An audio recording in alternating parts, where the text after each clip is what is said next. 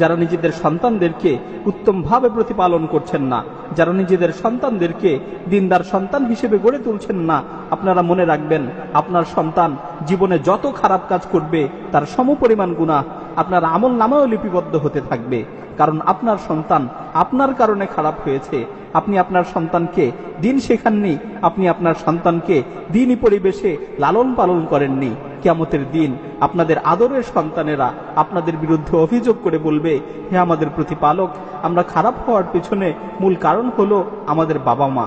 আমাদের বাবা মা আমাদের দিন শেখায়নি, তারা আমাদের কোরআন শেখায়নি, তারা আমাদের জন্য গানের টিচার রেখেছিল, তারা আমাদের জন্য নাচের টিচার রেখেছিল, কিন্তু কোরআন শিখার কোনো ব্যবস্থা তারা আমাদের জন্য করেনি।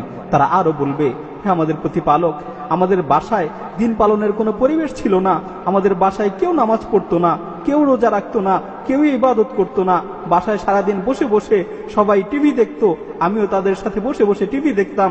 আমাদের বাবা মা কেউই কখনো এই হারাম কাজগুলো থেকে আমাদের বারণ করতো না।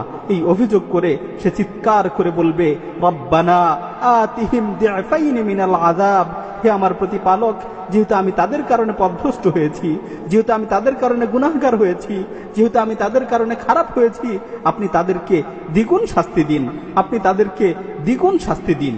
হে বাবা মায়েরা, সেদিন আপনার সন্তানের এই অভিযোগের ব্যাপারে আপনাদের কি জবাব রয়েছে? সেদিন আল্লাহ তাআলার সামনে আপনি কি জবাব দিবেন?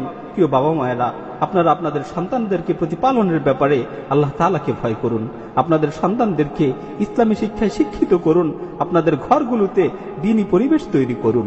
দোয়া করি আল্লাহ তাআলা যেন আমাদের সকলকেই নেক সন্তান দান করেন এবং আমাদের কলিজার টুকরো সন্তানগুলোকে তার দ্বীনের জন্য কবুল করেন।